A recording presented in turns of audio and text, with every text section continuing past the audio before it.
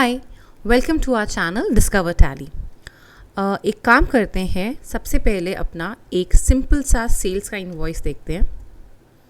ये आप देख सकते हैं डिफ़ॉल्ट टैली का इनवॉइस है, इसमें कुछ भी कस्टमाइज़ नहीं है। लेकिन अब मेरी एक रिक्वायरमेंट है कि यहाँ पे सिर्फ एक बैंक डिटेल आ रहा है। मेरी चाहत है कि यहाँ पे 2 बैंक डिटेल्स आएँ।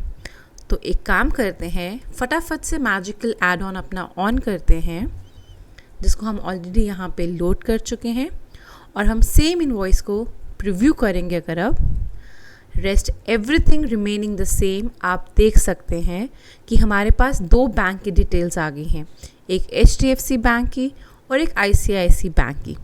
ये दोनों लेजर्स हमने ऑलरेडी टैली में बनाई हुई थी। तो अगर आप ये एड ऑन आप परचेज करना चाहते हैं तो सारी डिटेल्स नीचे के डिस्क्रिप्शन बॉक्स में है। I hope you like this video. Thank you so much for watching it. Please do subscribe to our channel. Thank you and have a beautiful day. Bye. Take care.